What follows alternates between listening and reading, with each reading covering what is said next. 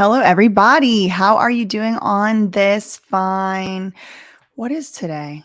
Wednesday? Wednesday. It's Wednesday. Okay, how are you doing this fine Wednesday? I'm doing great. I'm a little bit tired. There's a whole lot going on. I've spent this morning trying to get my head around it. So I think I have a pretty good idea.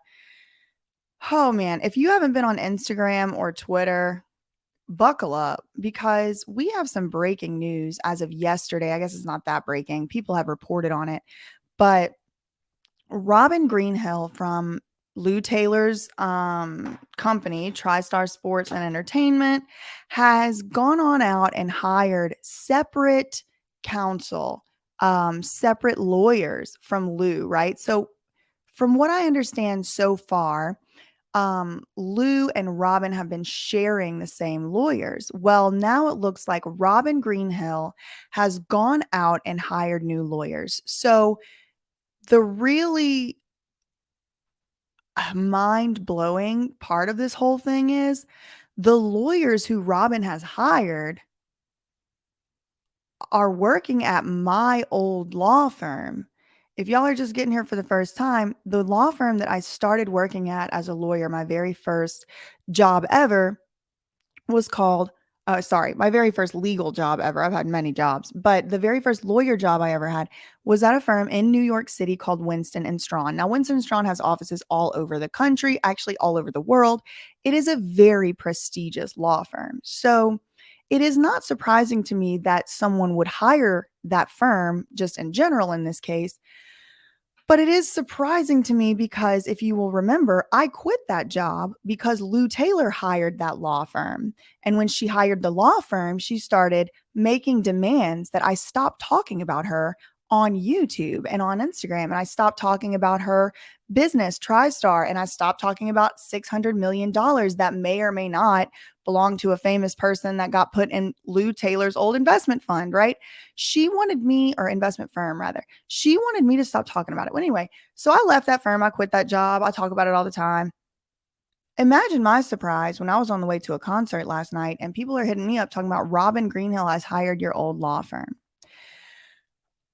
I mean, I did not have time to look at it last night. Like I said, I've spent about 45 minutes looking at it right now. So let's do what we always do, jump into the documents and let's read what's really going on, what Robin's asking for. And also, I'll let you know, Britney and Matt Rosengart have already responded to this. So we will also read Britney and Matt's response as well. Okay. So without further ado, let me share my screen. Oh my God, what if it's like you can't share your screen? Okay, window, this one. Okay, thank God. Okay, StreamYard. Y'all are making up for the terrible experiences I've had before. Okay, thank you. Okay, so here we are. This was filed, what's today? The 20th or 21st? 20th, okay. This was literally filed yesterday. So sometimes these filings, they take a few days to come up, but this was just filed yesterday. We already have it in front of our face. I downloaded this, paid money for it myself, and all of that. Okay. So it was filed yesterday and it's called Ex Parte. And look up here, David Shepper is the name of one of the lawyers, and Catherine Farkas is the name of another one of the lawyers. Now, I've done a little research on them. We will get into the research I did on them after we read the filings. So if you want to hear about them, stick around until we're done with the filings, or fast forward if you're watching this with the replay crew. And again, look, Winston Strawn LLP. So just to be clear, this is not the office I worked in. And some people were asking on Instagram, do I know these lawyers personally? I do not. I do not know David Shepper. I do not know Catherine Farkas. The reason for that will become clear to y'all when we discuss them, but among other things, they are working at the Los Angeles office and I was based in the New York City office. Okay. Then we still have Eric Adler on the lawsuit, being listed as having been sent from him. See, look, attorneys for Robin Greenhill. So it doesn't look like she's necessarily, at least yet, fired this Eric Adler guy. Now that is Lou Taylor and I believe TriStar's lawyer as well, maybe just TriStar. Okay. Superior Court, ex parte application for order. So it's an application for the judge to give an order. An order doing what? an order that would continue, meaning push back or push off, the hearing and deadline for Robin to reply on what? On the motion of Robin to quash the deposition request. Okay, so that's a lot. That's a mouthful. So if you remember, Britney Spears wants Robin Greenhill, this lady, and Lou Taylor, or someone representing TriStar rather, to sit for a deposition. Britney also wants her father to sit for a deposition. So the court has already ordered Jamie, Britney's dad, has to sit for a deposition. He has to, and it's got to happen like in the month of August at some time, I think. They have a date for it. I don't know what it is. I forget. It's not on the top of my head. So Britney wanted Jamie Spears to sit for a deposition. The court has now ordered him to do so. Britney also wants, among other people, Robin Greenhill to sit for a deposition. A deposition is where you sit down and have to answer questions about your knowledge or involvement in certain things pertaining to a lawsuit. Okay. So Robin, just like Jamie Spears, doesn't want to sit for this deposition. So she and TriStar, Lou's company, together filed a motion with the court a while back. And they said, Your Honor, we don't think we should have to sit for this deposition. And we're going to motion to you. We're going to ask you to tell Britney that we don't have to do that. Okay. So right now that motion is kind of pending. Judge Penny has not made a decision on it. She's supposed to make a decision on whether or not to force Robin Greenhill and Lou Taylor to sit for a deposition, or I shouldn't say Lou Taylor because I'm not sure Britney wants to depose Lou per se. She wants to depose someone on behalf of TriStar. So when I say depose TriStar, they have to put someone in that position to actually answer the questions. That makes sense? So here we have Robin and Lou on the same motion, right? This is very important legal mechanism. The motion to quash, as you can see here, is titled Motion of Non-Parties Robin Greenhill and TriStar Sports and Entertainment to Quash. So it's not just Robin, the question of whether Robin has to sit for a deposition that will come into play with this motion to quash. No. Robin seems to have attached her deposition to the same motion to quash as TriStar. So when the court decides on one, will she necessarily have to decide on the other? Time will tell. I do not know. But it is very important to know that this could end up affecting whether or not TriStar has to sit for a deposition and when, right? So even though only Robin hired Winston Strawn as her new lawyers, it could end up being the case that this does affect whether TriStar or when TriStar sits. Now, one last thing, the court, for your background context, Judge Penny was supposed to decide whether or not to force TriStar and Robin to sit for a deposition, just like she just did for Jamie. She was supposed to make that decision on those two in like a week, July 27th. So on this July 27th hearing, among other things, Judge Penny was supposed to decide whether to make TriStar and Robin sit for a deposition or not. She's supposed to decide that in this coming week. I think a week from today, right? A week from today, the 27th. So people are kind of freaking out. People are like a little bit all over the place on social media. They're saying, does this mean they're requesting that the whole entire hearing be pushed back? I don't think so. I think they only want the question of whether they have to sit for a deposition and they have to turn over documents to be addressed. There's all kind of other things going on the 27th. There's accounting, there's lawyers' fees, professional fee. There's all kinds of stuff Judge Penny has to hear. So this particular motion that we're looking at here that Robin filed, I don't think this affects every single thing on the hearing, but let's read through word for word and we will see what it actually says. Because I really don't know. I haven't read it very thoroughly. I kind of skimmed the 3 documents, but that's it. Okay. So effectively, what this document is a request on behalf of Robin by her new lawyers and her old lawyer to ask Judge Penny to give her more time. She wants more time. She wants to push off Judge Penny deciding whether or not to force her to sit for a deposition. That's what this document is. She also attaches here memorandum of points and authorities in support. And then look, they tell you filed concurrently with the declaration of David C. Shepper, who is the Winston and Strawn attorney that seems to be the lead on the case as far as representing Robin. And then they also have attached a proposed order and proof of service assigned for Judge Penny to be heard today at 8:30. So I guess this is going to be heard in like 20 minutes, 8, 9, 10, 11, 12. No, it's already been heard. Oh, so we might have some breaking news coming through on this now. I did not realize the hearing date on this was supposed to be today at 8:30 Pacific time. It's 12:11 p.m. Eastern here, which means it's like 9:11. So this seems like this might have already been decided and we might already have an answer. I did not know that. That is a little bit breaking news right here. So yeah, if anybody finds anything out, if anything gets posted, y'all let me know.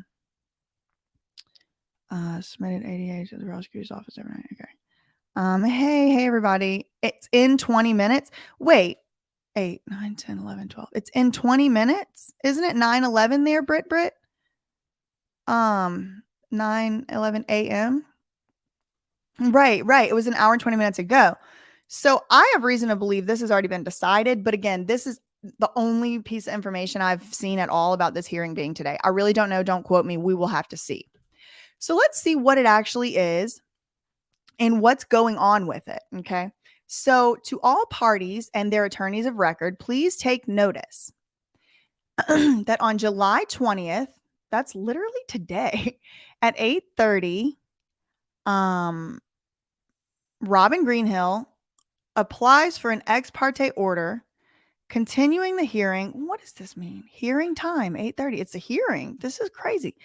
Okay, continuing the hearing on pending motion to quash. So they're calling it motion to quash. Excuse me.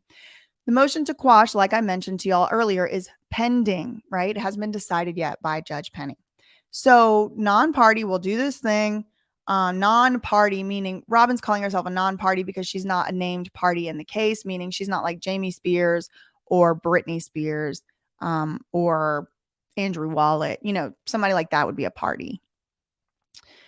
Or in the alternative, if she doesn't get an order continuing, meaning pushing back the hearing date, she's asking alternatively for a protective order. I don't exactly know what that is all about. We'll read the memo and see what's going on with that. Or as soon thereafter as the court is available to hear. Okay, so protective order from Wednesday. Okay, let me see. Let me just read this first real quick. From Wednesday, July 27th to August 11th, a 15-day extension.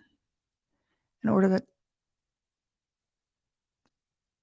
that the deadline to file a reply in support of the motion to quash shall be 5 court. So basically they're just asking for like, okay, if Judge Penny will move it back, that's our first what's preference, right? That's their first preference. But if not that, then like a string of other things, right? That would still allow them to have more time, like extensions, temporary, et cetera, et cetera. The relief is necessary, they say, due to Robin Greenhill's recent retention of new counsel, new lawyer, Winston and Strawn LLP. See declaration of David Shepper, which we will look at. Despite attempts to confer with conservatees counsel, so they're still calling Britney a conservatee, which I find preposterous because it's like obvious that there's no more conservatorship. So I don't know why they would put that like that. So yeah, the relief is necessary due to non-party Robin Greenhill's recent retention of new counsel at Winston and Strawn. See her lawyer's declaration. Despite attempts to meet with Matt Rosengart regarding a continuance and extension, Rosengart has declined to stipulate to continue the hearing. Counsel for defendants gave notice. I think that's him, right? They're talking about like counsel for Robin, I guess, and TriStar gave notice of the ex parte application to plaintiff's counsel. That's to plaintiff's counsel. Is it conservatee or is it plaintiff? Y'all need to get y'all's defined terms together, because if I would have turned this in as an associate, I know somebody would have fussed at me about defined terms being incorrect or whatever. So the plaintiff, just for y'all watching who are confused, you have a good reason to be, is the same thing as conservatee, which raises the question yet again, why they even put the word conservatee in this damn filing when it's obvious that they could have just been saying plaintiff. But I digress. What do I know? What do I know? What do I know? It's all just my opinion. Okay. So basically, he's saying we gave notice to Matt Rosengart by email on Tuesday, yesterday, right? Like literally yesterday at 9:21 a.m. Okay, that's the contact information. Britney's counsel has indicated that Britney intends to oppose Robin's application. Okay, so Matt Rosengart, and we're going to read some emails in just a moment, emailed back and forth with this Winston and Strawn guy and said, yeah, no, for very good reasons, we're not going to be able to just let y'all keep pushing this off. No, we need Judge Penny to decide whether or not Robin has to sit for a deposition on July 27th. We really need Judge Penny to decide that now. That's basically what the gist of these emails is going to be. And then Matt said, and if you do file for a motion, like, you know, with the court, I'm going to oppose it. So Matt said that. That's what this sentence basically says. Like, you know, Matt Rosengart and Britney's lawyer indicated to the Winston and Strawn lawyer, or lawyers, that they would be filing a motion with the court. And Matt said, well, okay, well, I'm going to be filing an opposition because y'all need to really just sit down and just do it by now. Okay. Given the foregoing, along with the fact that a regularly noticed motion would not come for hearing prior to defendant's deadline to file and serve their reply in support of the motion to quash. Okay. So basically they're saying, you know, because of technicalities, we need the judge to give us this. The application is made pursuant to Code of Civil Procedure. This application is based upon this notice and ex parte application, the memo, and all that. Okay. So here's the points of authorities. Relevant facts. Winston and Strawn was very recently hired by Robin Greenhill as her personal counsel. Over the weekend of July 15th through 17th, Robin and her attorneys at Winston determined that they should appear. Okay, I see. This is my first time really fully reading this. Over the weekend, this past weekend, Robin and her attorneys at Winston determined they should appear on her behalf in connection with the pending motion to quash. This is a little bit ambiguous because it seems to me like they might be saying that they've always been Robin Greenhill's personal counsel, but now they need to step in on this conservatorship case for some reason. It's ambiguous. I don't know. It just looks like that could be what they mean. So we're going to look for more context clues as we move along. We understand. Okay. So they say, here we are right here.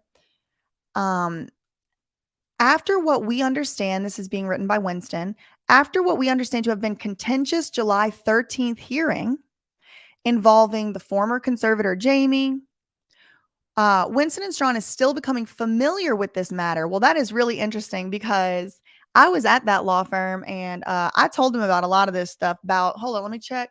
May, June, July, 12, 14 months ago. So y'all could have asked me about this matter. I don't know. I mean, I obviously would not have worked on Robin's behalf. I would have told them I'm not doing that. I have ethical conflicts and actual conflicts, but it's just really hilarious to see this firm saying that they're not familiar with this matter when I literally worked at this law firm and knew more than these lawyers at the time. Okay. So they're still becoming familiar with the matter, and they have not yet received a transcript of July 13th hearing, the one that just happened where Jamie was ordered to sit for a deposition. And, you know, people have been wondering what my opinion on this is. Why are they filing this? Is it a stalling tactic? I just want to be very clear and say I have no idea because I can't get inside their mind. But if you're asking for my speculation, I do think it is possible that they are shook to death that Jamie did get ordered to sit for a deposition. And they're like, oh, crap.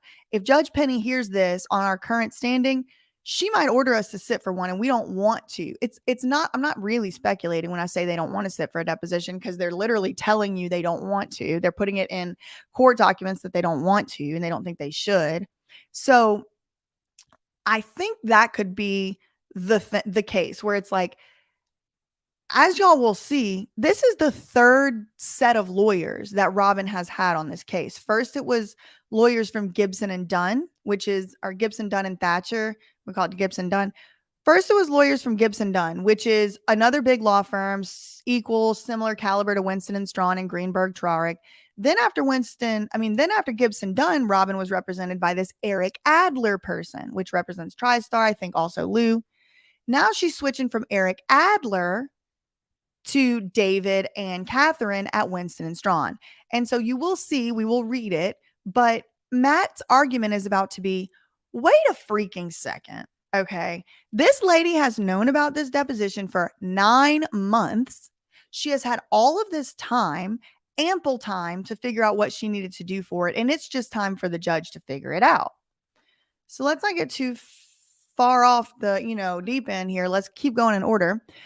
Defendants, I think that's Robin, now turn to this court for ex parte relief. Imagine asking for relief from the court for 15-day extension of the hearing on the pending motion to quash. So it's unclear to me exactly how long they're asking for. Is the extension the 15 days, or is that in the alternative option? Or is it just like, in whatever the legal reason, we need 15 days? To me, 15 days doesn't seem like that long. But I do hear Matthew Rosengart's point, on the other hand, of 15 more days for what? Maybe it's, who knows? We can speculate more about why it might be at the end, but let's get through this. Okay, so Robin now turns to this court for relief for 15-day extension of the hearing on the motion to quash her deposition. Currently, it's scheduled to be heard, they say May 27th, 2022, but May 27th has passed. It's actually July 27th. So again, Winston, I don't know what. It's probably because y'all are working your poor associates to death. Listen, y'all, I was there before this whole Lou Taylor thing started. I definitely had my horrible experiences at this firm. Now, if y'all want to have a story time about that later, we can. But I can tell you the people who are in charge of proofreading this stuff, if this was when I worked there, are very overworked. So I don't know. I don't know what they're doing over there now, but that is a possibility. Okay. So it's actually July. So Robin now turns to this court for a 15-day extension of the hearing that is currently scheduled to be heard on July 27th. And they want another extension of the time to file for a reply to Britney's recent filings, so that Robin's lawyers can adequately participate in the briefing. Okay. So we've gone over a few different ways what they're doing here. They're asking for an extension because, we're new here. We need time to catch up. And we have seen this in this case over and over and over and over again. So now here's their legal reasoning. Rule of Court 3.503 authorizes the extension of time to reply to a party's opposing papers. That's what Britney filed yesterday, based on terms that are just, right? Like in the interest of justice. And the court may grant this relief ex parte. That means like without them having to argue about it, the court can just grant it on her own. Here, Robin and her lawyers require additional time to become familiar with the relevant facts and to review the transcript of the July 13th hearing in order to adequately represent Robin in connection with this motion. Defendant's requested extension, so that's Robin's requested extension, is not due to lack of diligence by Robin, which, I mean, that can be argued. I mean, they're just stating that like it's a fact, but I really don't know. It might be due to lack of diligence. She's, been out and about and going to the Super Bowl and every other thing else. Like maybe she could have been hiring lawyers at the, I don't know. I really don't know. The extension of time is sought in good faith and not for the purpose of needless delay. And there is no prejudice to any party that will result if the hearing and briefing on the motion to quash are extended by 15 days. An extension is, in short, just and equitable and will not prejudice conservatee, Britney, in any way. Conclusion: for the foregoing reasons, defendants respectfully request that this court continue the hearing on the motion to quash the deposition subpoenas, or in the alternative, they want a protective order from Wednesday, July 27th, which is when the next court hearing is, to August 11th, or for a 15-day extension, or as soon thereafter as this court is available to hear the motion. They also are asking for an order that the deadline to file a reply be extended. Okay, and then you have it signed by David Shepard. Okay, so I mean, a few different possibilities as to why they're trying to do this way is maybe they're trying to see how Jamie's deposition goes. I told y'all I don't remember the exact date that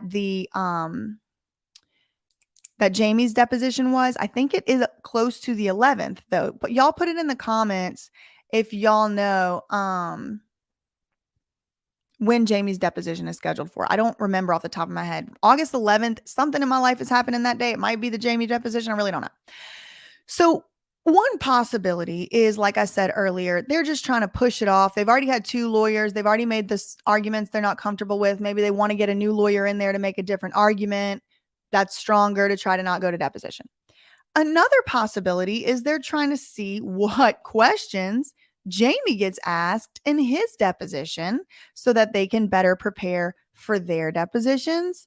Another possibility is that they just want to keep forcing Britney to pay Matt Rosengart money to file responses to these silly legal tactic games. There's lots of possibilities. I don't exactly know, which one might be what's actually going on here, but those are just some things that come to my mind that I am, imagining. So now I am trying to pull up the next court document. So there's two more documents we have to read, and they were all filed on the same day. Okay, where is that? Hold on, y'all. Sorry, I need to find my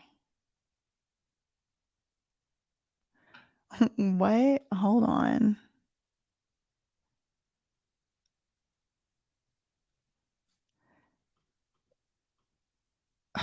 I can't find the file. Hold on. They're in my downloads. I believe I can get them from there.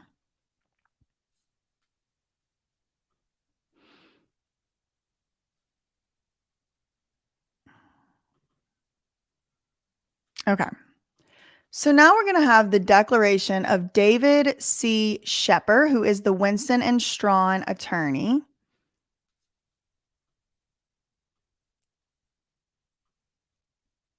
Okay. So also filed yesterday, the Winston and Strawn attorney files this document that says Declaration of David C. Shepard in support of the thing Robin just filed that we just read. Okay. I, David Shepard, am a partner in the Los Angeles office of Winston and Strawn and am duly admitted to practice in all courts in the state of California. I am an attorney for non-party Robin Greenhill. And number one, he says, my partner, Catherine Farkas, and I were very recently hired by Robin Greenhill to serve as her personal counsel. Over the weekend of July 15th through 17th, following what we understood to have been a contentious July 13th hearing involving Britney and her father, our engagement evolved to our substituting into the case today as Robin's counsel of record for the instant motion to quash, and they're stepping in instead of Gibson Dunn. So I guess what I said earlier was not correct according to this. I really don't know. I thought I was correct, but maybe I'm not. We'll see what Matt Rosengart has to say. But basically, Winston is saying, no, we're stepping in for Gibson Dunn, that first law firm.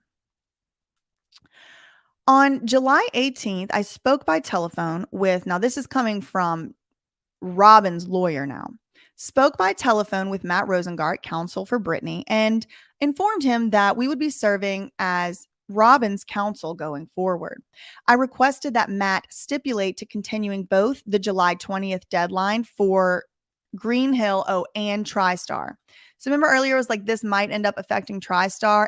Yes, it will, because they're saying it now, right?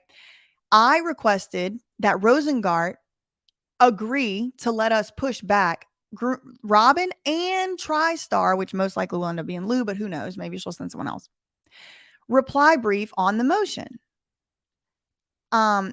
The reason he emailed Matt was to allow him to get up to speed on the motion and the case in general. At 8:59 this morning, shortly after he spoke to Rosengart, Rosengart sent him and Ms. Farkas an email opposing the relief he had requested. So saying, Matt sent him an email and said, no, I'm not giving you an agreeing to let you extend Lou and Robin's deposition or the decision on whether they have to sit for a deposition. Are you out of your mind? Basically, right? That's what he's saying here in layman's terms. That email is attached as Exhibit 1, and we will look at that. Attached also is the formal notice provided to Mr. Rosengart and his team at 9:21 this morning. He says, I swear under penalty of perjury under the laws of California that this declaration is true and correct. Okay, so let's look at Exhibit 1. So what we'll look at is, July 19th, 2022 at 9:22. Hold on, I just want to make sure. Okay, 8:59. Okay. Okay.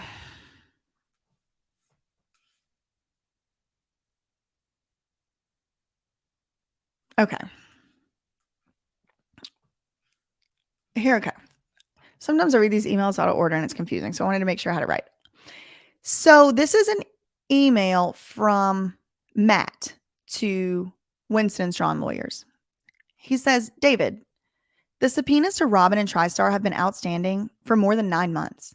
And Robin Greenhill and TriStar have been represented by 2 law firms through Scott Edelman and his counsel from at least one other law firm for many months. While Robin Greenhill is certainly free to hire her separate counsel, unfortunately, we cannot agree at this very late stage to move the July 27th hearing date, nor, respectfully, do we believe there would be a basis for an ex parte seeking to do so, particularly at this stage. This is Matt saying this to Robin's brand new lawyers.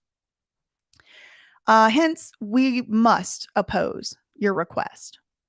As a courtesy to you, however, if you would like an extension to submit a reply brief to our July 1st opposition brief, we can do that, if it has to do with something about you submitting papers or whatever.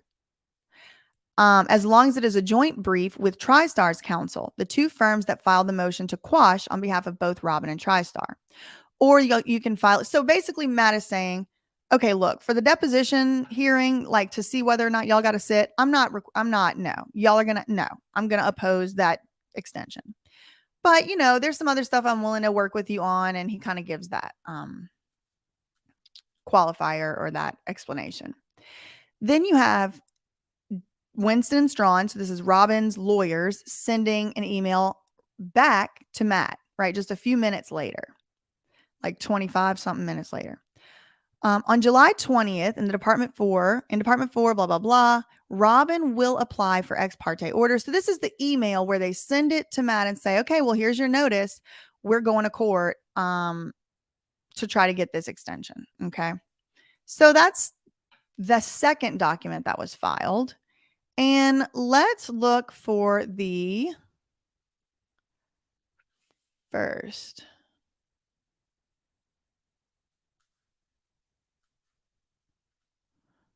Here we go. Hold on.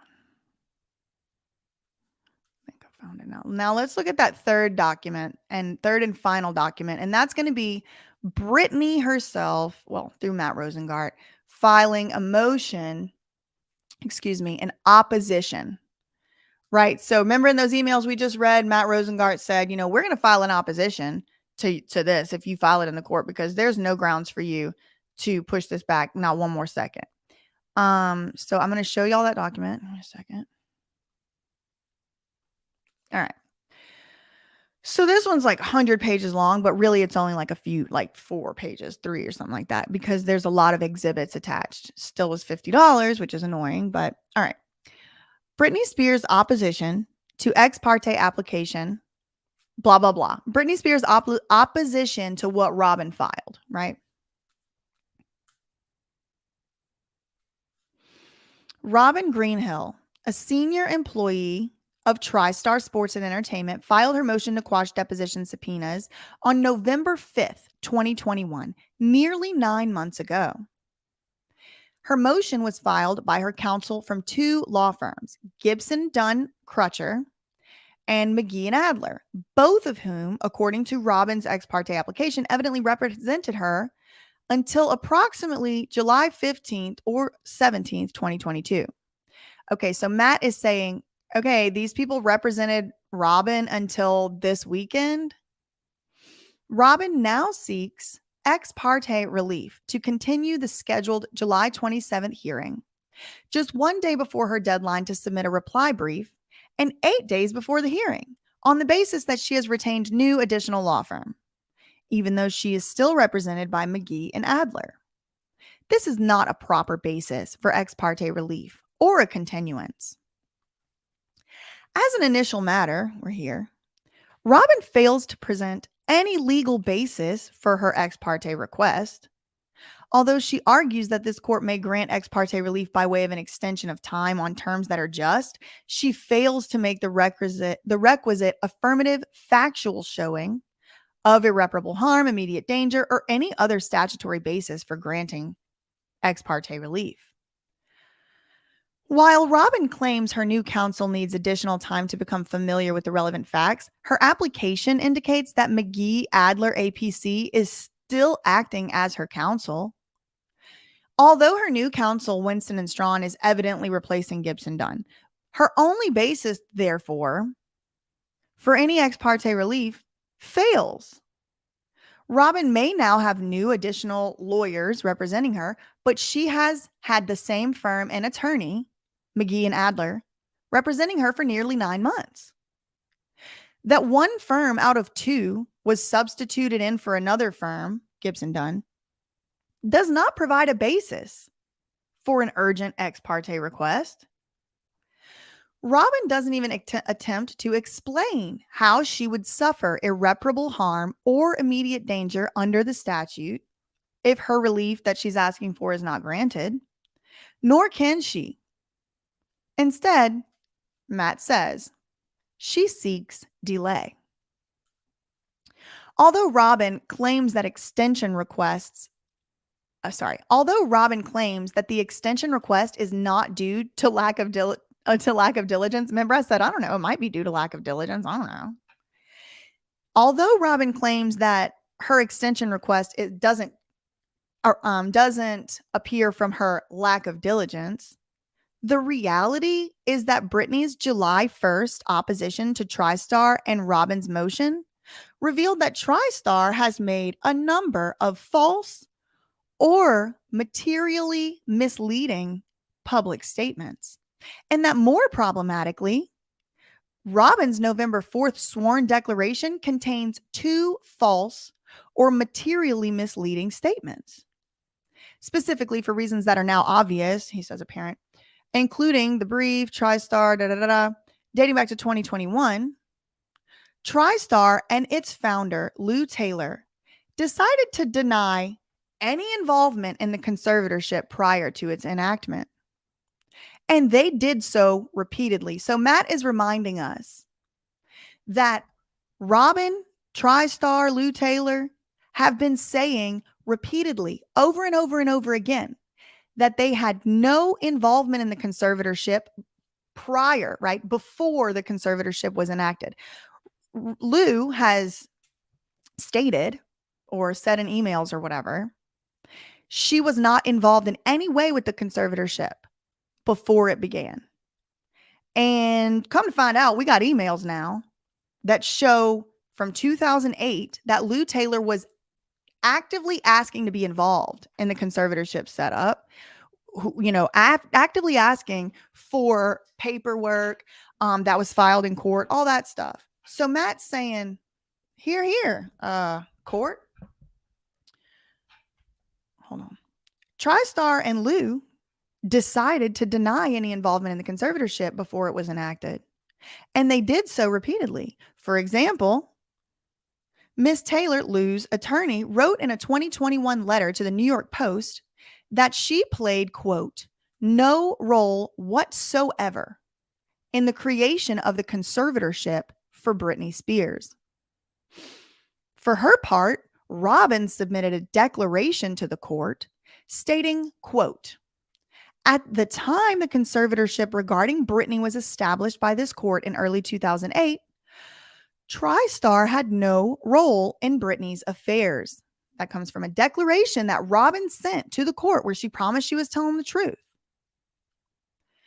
Robin also testified in her November 4th declaration that TriStar played no part whatsoever in suggesting the establishment of the conservatorship.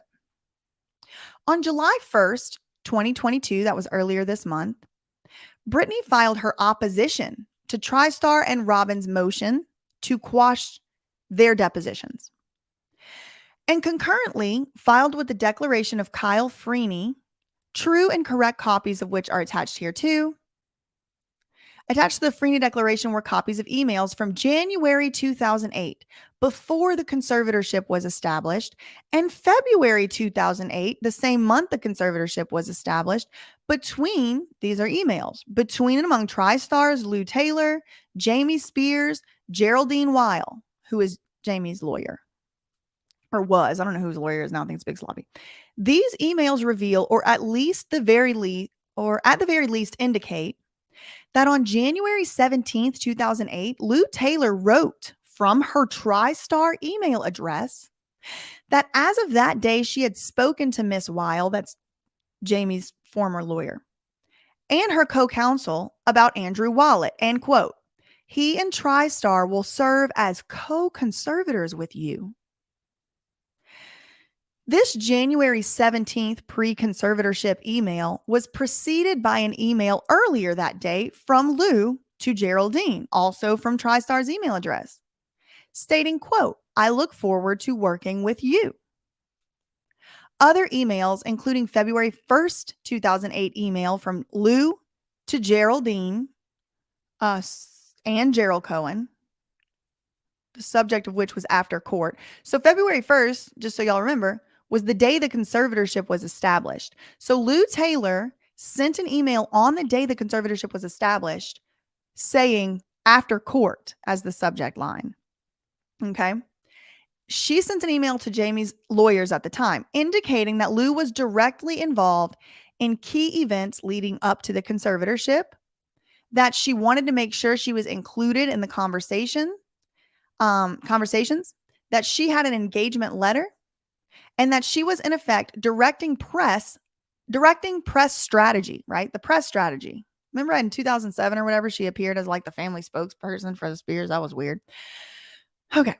And Geraldine Weil's January 30th, 2008 pre-conservatorship email to Lou Taylor and Gerald Cohen indicates that Geraldine was in effect reporting to Lou Taylor concerning the judge selection in connection with the conservatorship. Faced with the exposure of this evidence and the problems they raise for both TriStar and Robin, it is understandable that Robin wants additional lawyers to represent her, or that her prior counsel Gibson Dunn has withdrawn. So Matt is saying, look, I don't know for sure if Gibson quit because they found out Robin maybe possibly lied.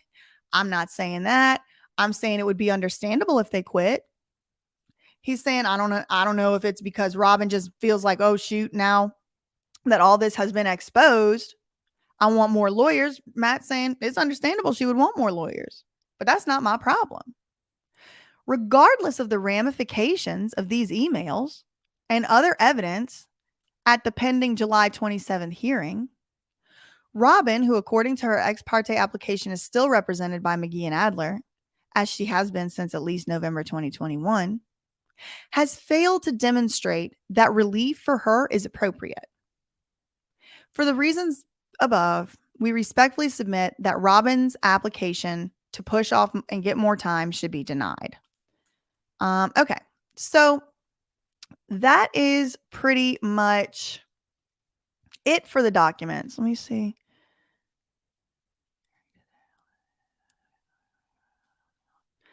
This is a good question.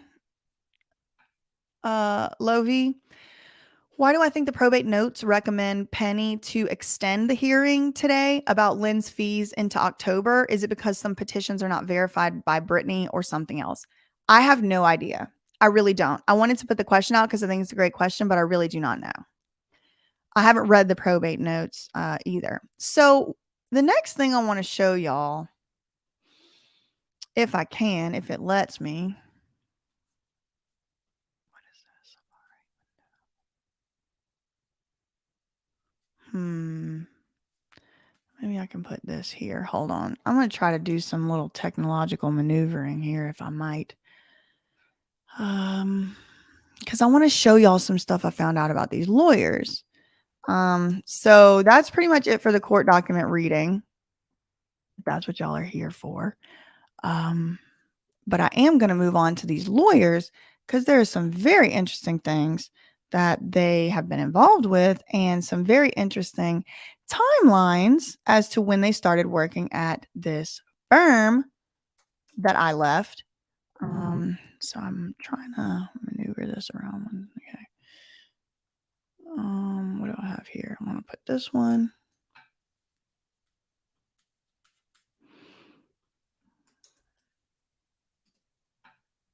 Okay. Oh, it worked.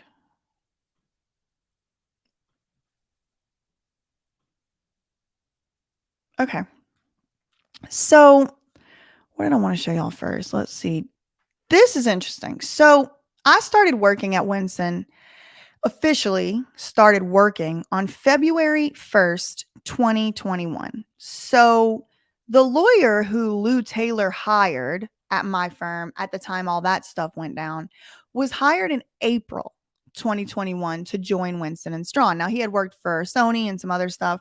And I still never have come out and said for sure, oh, that guy came over because he was trying to silence me. Like it could have been a total coincidence. I'm not saying that they came over there for that reason.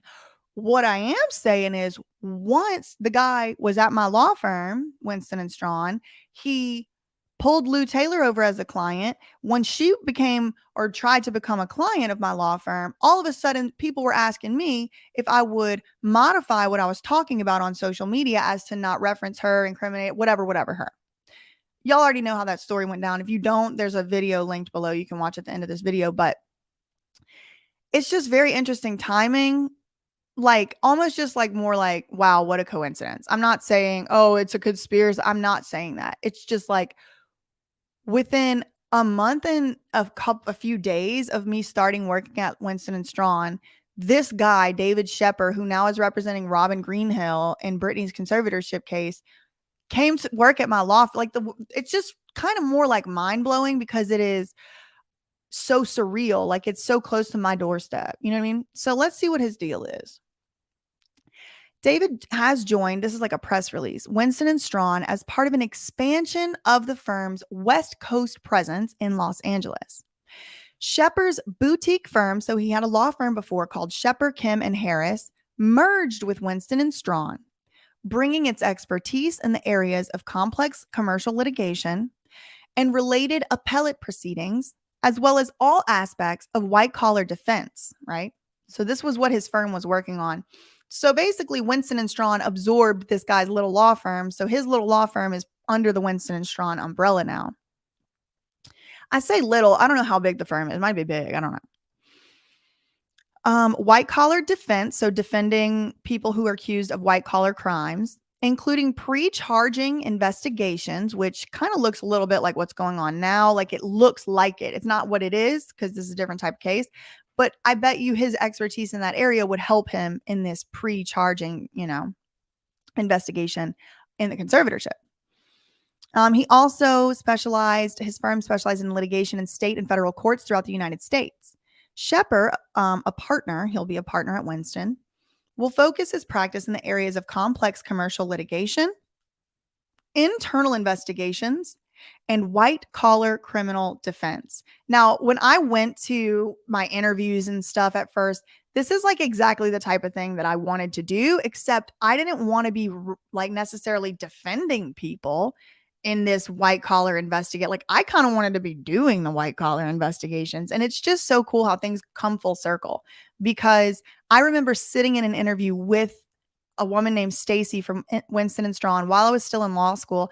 And she asked what I wanted to be involved in. And I said, at the time, right, I don't feel this way necessarily anymore, but at the time I said, I want to do regulatory work. I want to be involved in investigations and, figuring out corruption and stuff like that. And she was like, I don't remember exactly what she said. I'm not going to say anything bad about her because she was real nice to me. She never did anything wrong to me. So, whatever. I don't remember what she said. But now I'm realizing, like, had I stayed at that firm and gone in litigation route, I would be representing people like this. And to just wait, it gets way worse. Like, you're going to see other people that they've represented and be like, whoa, hold on. Yeah, no, BJ does not belong there.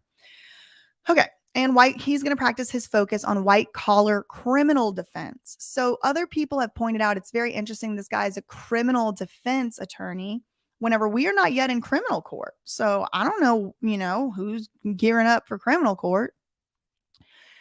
Let's be honest, everyone is. In the civil arena, okay, here we go.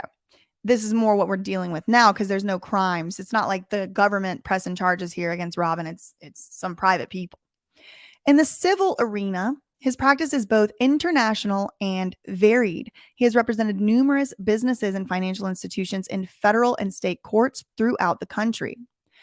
His white-collar practice is similarly diverse, where he currently serves as lead counsel for a partner of an international law firm. What? His white-collar practice is similarly diverse, where he serves as lead counsel for a partner of an international law firm. I don't know what that sentence means. Shepard is a member of the Notre Dame Law School Advisory Council and the Notre Dame Law Association. Okay. So, as y'all know, I am very, very, very terrified to talk about this association because I just don't want to get mixed up with them. But I do like to report on the news and things that happen. So here's a press release from earlier this year, January 20th, 2022. And this is a case, as you can see down here, that was actually argued by our new bestie over here, David Shepard. This guy right here, right? He started at Winston Strawn about a month and a half or less after I started there. And he's a partner. So less, than a year after he starts, this press release comes out and it says he had actually represented the Church of Scientology International and the Church of Scientology Celebrity Center International, along with these other lawyers who are not in this case so far. So what they decided was, I guess I could read all this to y'all, but I'll just explain it, what happened. So basically there were 3 separate members of the Church of Scientology who sued them or something like that. And basically the Scientology's argument was, no, they signed arbitration agreements. So they should be forced, right, under those agreements to settle the differences that we have outside of court. And instead of inside of court, we want to settle the differences in a private arbitration so it doesn't go to court. Well, in this suit, David, representing the Church of Scientology, argued that the members should not have the right to go to court, but rather the members of the Church of Scientology, or actually they were all 3 were former members. They were no longer associated as members with the church. So David was saying, no, they should be forced into arbitration. And the other side, the former members, lawyers had argued in that case, no, they shouldn't be forced to stick to that agreement. They signed that agreement as a member of a church, and the Constitution protects our freedom of religion. We should not be bound to a religion that we have chosen to leave, and to be bound to that contract would be binding them to the religion. Well, ultimately turned out that argument won and David lost. But it just goes to show like the caliber, like the level of cases that he's arguing, and also just the type of cases he's arguing, the type of arguments he's making. Excuse me.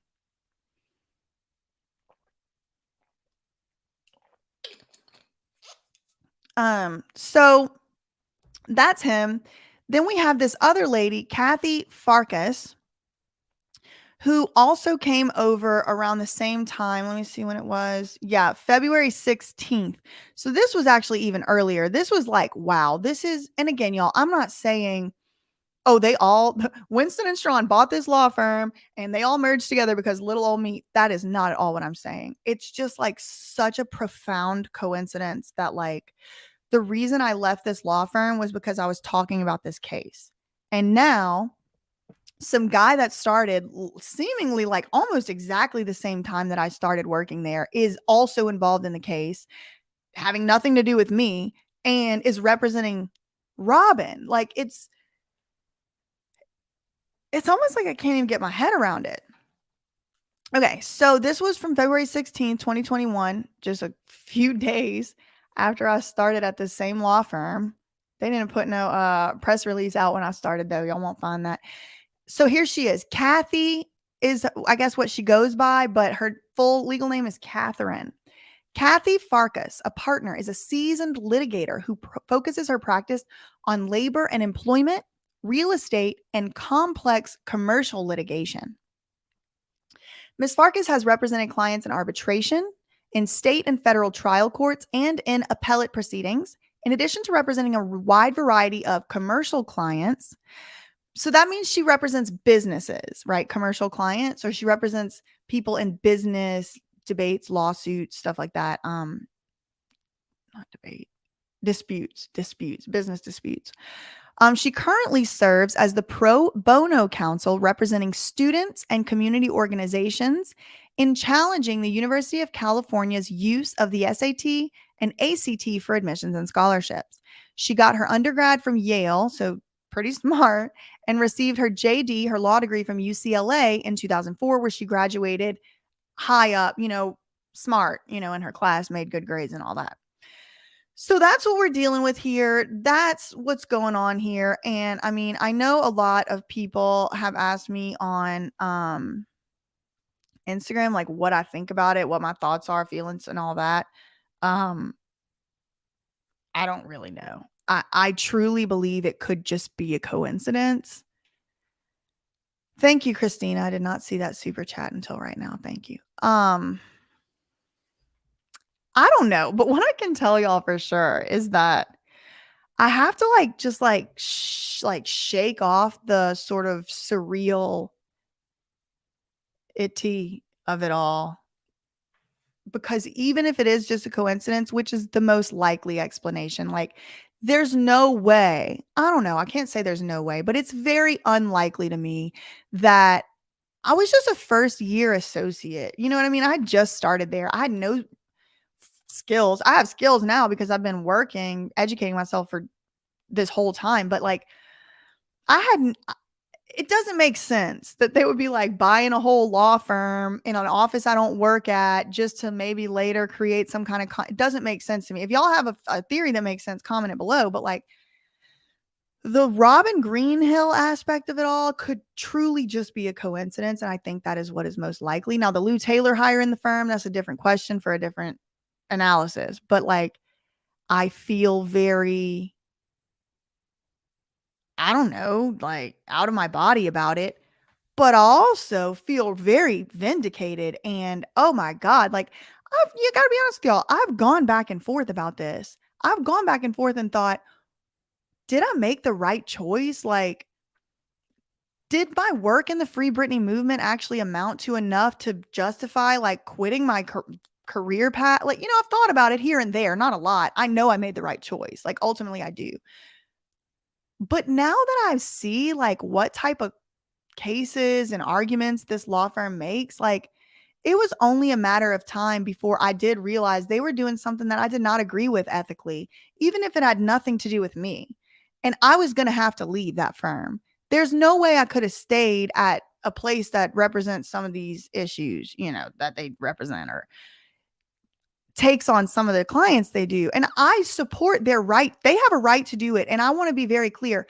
Everybody who is accused of something deserves and has the right to an attorney. Even Robin Greenhill, she has the right to hire an attorney, a damn good attorney, pay whatever she needs to pay for the attorney. But I don't mean I got to be at the firm that's representing them types of people. You know what I mean? And so I do feel every day more and more vindicated that I made the right decision. I know I made the right decision, but I like to get extra proof and stuff like that. I'm reading some of y'all's comments now.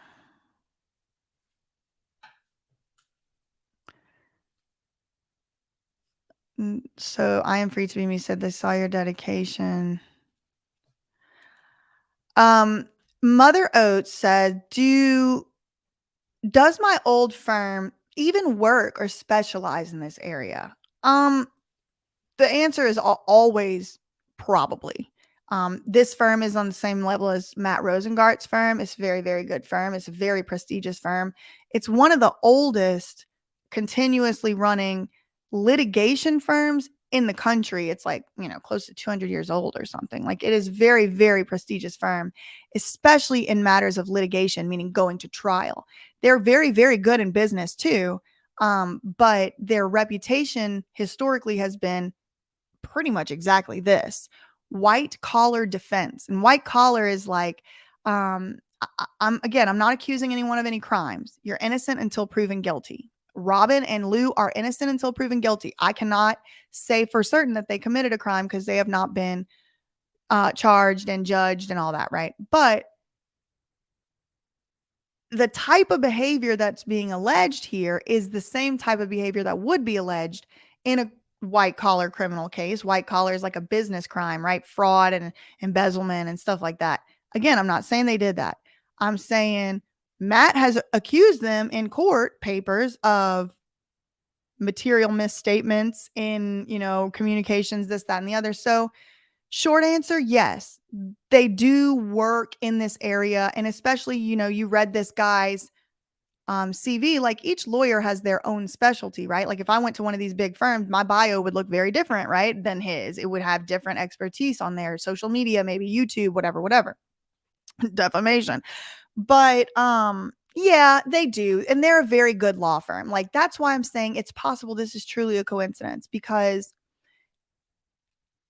if I hadn't had all this, experiences with them and I didn't know the things I now know, I just knew their reputation, I would feel very comfortable hiring them to defend me if I was Robin. So I do think that, yes, Mother Oates, short answer, yes, especially this guy, and that is who she hired. What about being a public defender? I don't know. I don't know. Like, the thing about being a public defender is it would be very emotionally draining for me, because the background that I come from is like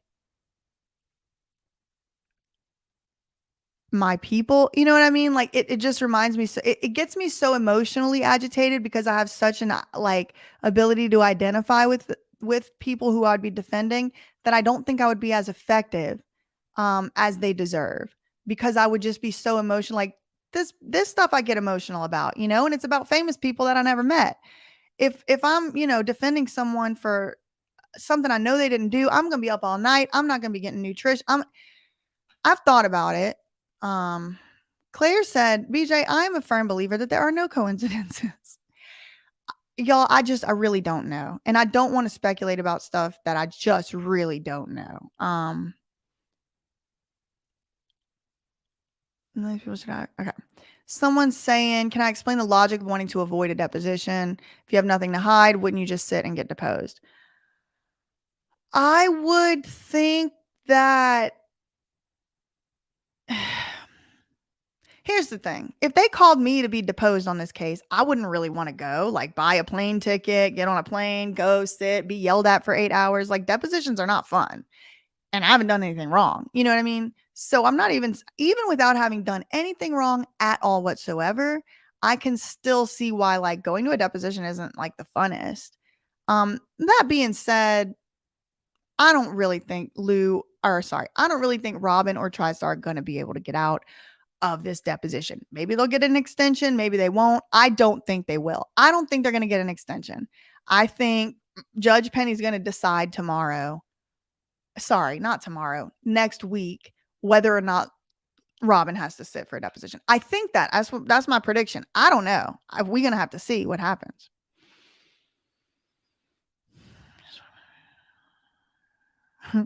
I have. I just want to point out, BJ has been onto all this since the very beginning. Her will and commitment is truly something to be admired. Hoping you can take some deep breaths and enjoy the day. Yeah, no, and I do. I do. And I consider myself to be very, I don't know the word I'm looking for, fortunate, to be able to be in the position that I am. I was able to make a decision based only on my morals and ethics. And a lot of people are not in a position in capitalism to do that. And, I guess I'm going to just keep talking about it. This is going to be a very interesting case. These two practices getting ready to lock horns for sure. Subliminal Lock says, aren't coincidences. I'm getting so emotional. This has just been a lot for me to do and to go through, and like I could get into it, but the whole thing, not this, right? But just seeing like y'all's comments, it's really nice. Like, you're exactly where you're supposed to be. These are confirmations. Like, it's true. Anyway, what is the statute of limitations for surveillance? Good question. Let me see if I can quickly Google that. Statute of limitations for surveillance in California.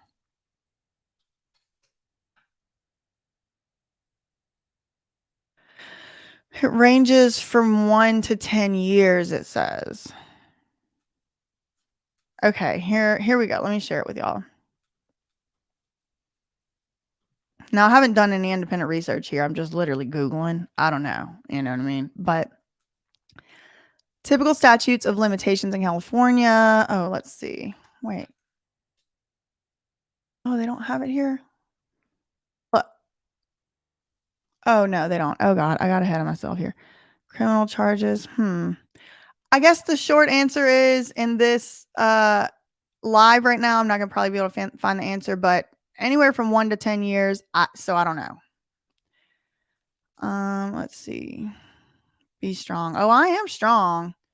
I am definitely strong. Like the tears is just like any strong emotions I have, like at all, is like tears is usually the response. So it's not always necessarily because I'm like, in a moment of weakness. It's just, it's pretty intense to like grow up in a trailer on a bayou, like there's like 1,000 people in my hometown, or 2,000 or something. And like, kind of like throughout 30 years, right, get to this level where like I was at this firm. It's a huge firm. It's in the news. And then it's like, I'm like personal friends with people who are also in the news, like YouTubers with all these hundreds of thousands of subscribers. Like, it just puts me beside myself. And then like this whole other thing's been going on that I haven't been able to tell y'all about, having to do with Bam's case. And I've been thrown right directly smack. Basically, I've been Lou Taylored in that case. And I have a little bit better idea of how to defend myself now. And in relation to that, I have a very big announcement coming tomorrow on That Surprise Witness TV in the morning time. I will also be having some other stuff going on for y'all to see. Can't give too much info right now in the afternoon, evening time. But I'm basically about to tell y'all how, yet again, my activism and advocacy has gotten me pulled in to something that is unfair, preposterous, and asinine. I will be telling you everything Team Khan from BAM's side has tried to do to me after I get my ducks in the row over the next 12 to 24 hours. So it's just like, that's part of it too. Like the emotions, that I'm having right now is just like, I know that I'm making a huge difference on like a big scale. And it's like, I never thought about what that might feel like whenever I got to that point. I'm not even saying like I never thought that would be me, because I always kind of thought like I would be trying to make waves on a big scale. But now that the things that I'm doing are like directly affecting huge name people that like are big deals, way bigger deals than me, it's earth shattering, but it's cool.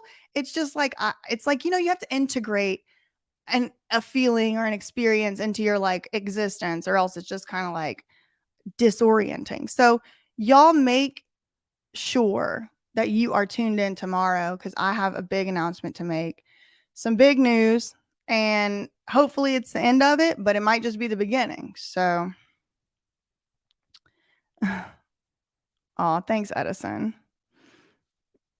Okay, it has been hard. Aw, thanks, Angel. You will get your flowers one day. We're here for you. You are empowering us to be more loving and independent and free. I love y'all. That's what I wanna do. If you ask me, like, the one thing I wanna do is this. I would love to empower people, and I wanna be more empowered to do it myself. I'm not there. Look, I don't know anything. But I want us to empower each other to be more loving and independent and free. That is just the best comment. Oh, man. Can you explain the protective orders discovery process? Oh, I really don't know about the protective orders discovery process. I mean, there's the discovery process in general on this case, which we are in now, but I think all of this stuff's going to just be pushed off to a trial date. Then once that happens, we're going to have a clearer picture as to like what the charges are, what's being heard, because right now it's just so many moving parts. It's hard to like really be able to tell which parts are for what. But I think what's going to happen is all of this is going to get consolidated and moved on to a separate trial date. And so we will see if that turns out to be correct.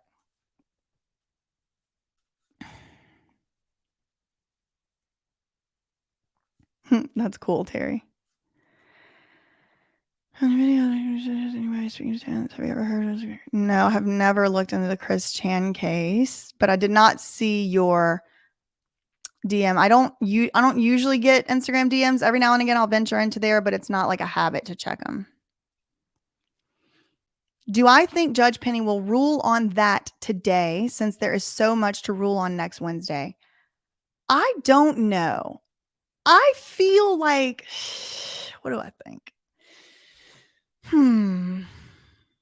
I don't think Judge Penny is going to rule on the fees, really anything to do with the money on the 27th. And I think it's possible that Lou and Robin's lawyers also know that, and everyone kind of knows that. I think all that's getting pushed off to a trial date, and it's going to be seen by another judge who's going to hear from experts and have to really look into the details of the accounting.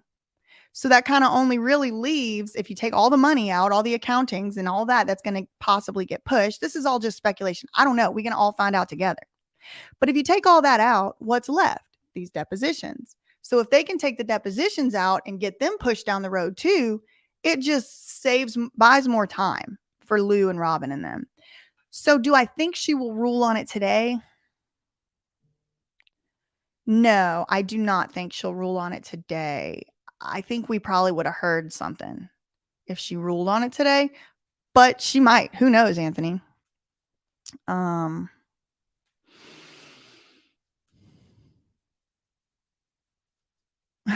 Woman plans, God laughs. Aw, thanks, Tiki. Yeah, well, okay. So I have to go do some things to get ready for tomorrow. As I said, it's going to be a very big day for me and for the Bam Margera case. There's huge development. And y'all know I do not like keeping a secret for very long. This is not a very long time I've had this secret. You know, it's probably been since I think Saturday or Sunday. But I can't wait to tell y'all what's been going on tomorrow and get you the whole 411. So make sure that you are, subscribed and that your notifications turned on so you get the what's it called? You get the notification when I'm going live and stuff like that. I want all y'all to be here. I'm going to need your help. I'm going to need a little bit of support, a little bit of clicking and sharing in the next in the next video. So yeah, please do that. If that is a really good way that y'all can support me, is just engaging on the video tomorrow. Yeah, anyway, so I'm about to go get ready for that. Can't wait to see what else happens on this Britney case. Y'all know I'm going to definitely still be keeping up with the big developments and all of that. There's some stuff that y'all want me to look into. I'm definitely going to. Like I said, I've been dealing with a little personal stuff this week, little stuff with the BAM's case. They're trying to drag me into it in a little sort of type of way. So anyway, we'll talk about that tomorrow, and then we'll be back to the, back to the nose to the grind, hitting the pavement, whatever the saying is. Yeah, so I'll see y'all definitely tomorrow, at least twice. Yeah, facts ain't defamation. Love you, mean it. Okay, bye.